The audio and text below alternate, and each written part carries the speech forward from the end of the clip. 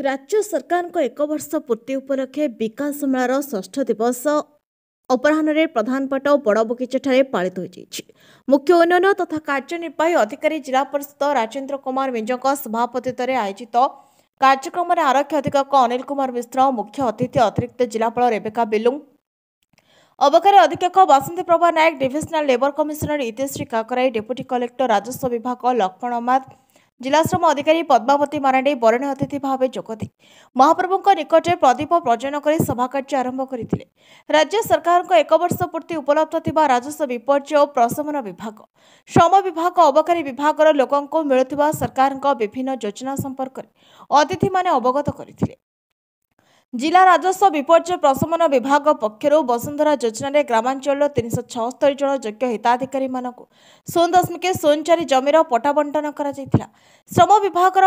ओडिशा अणसंगठित श्रमिक सामाजिक कल्याण बोर्ड तरफ 70 जन को परिचय पत्र रियामाल ब्लॉक गंभारीपाड़ ग्रामर प्रताप विश्वाल सत्यनारायण बेहरा पौर परिषद गुरुडिपा सर चंद्रशेखर पात्र बारकोट ब्लॉक बलम ग्रामर सरस्वती किसान को मृत्युकालीन सहायता 2 लाख टंका प्रदान करा जायतिला। कार्यक्रम में बहु संख्यार 3 ब्लॉक आसिथिबा श्रमिक जनसाधारण प्रमुख उपस्थित थिले। पंकज नायक कार्यक्रम को परिचालना करथिले। शिकार होते जो माने जनसाधारण माने विशेष देवगढ़ मयूरभंज केन्दुझर सुंदरगढ़ जोड़ा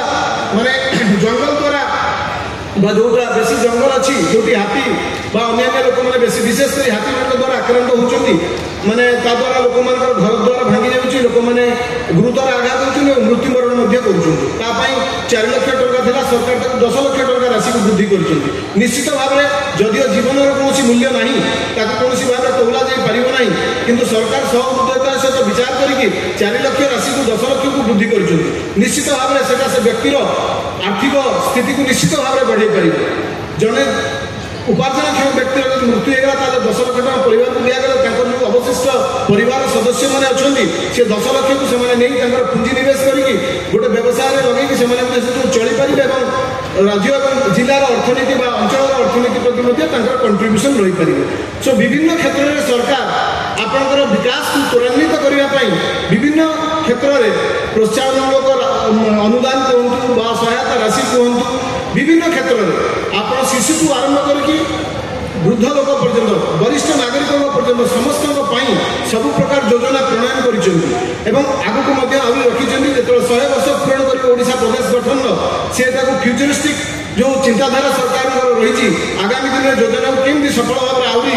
परिव्याप्त करहब माने पुनरु पल्ली पर्यंत सबुठार पूरा सहर पर्यंत और मेट्रोपॉलिटन सिटी पर्यंत आपने जानते खाली विकासटा गाँव में नहीं गाँव परिव्याप्त हो सहर पर्यंत जाइए। भुवनेश्वर आपने जानते सरकार घोषणा कर भुवनेश्वर आप रिंग रोड को आरंभ कर कहतु आप मेट्रो कहतु सब प्रकार व्यवस्था कर जहार आवश्यकता अच्छी से स्तर में पुंजी खटा जाऊँगी योजना प्रणयन करा। देवगढ़ टिकेश्वर गुरुंका रिपोर्ट नायपति टीवी।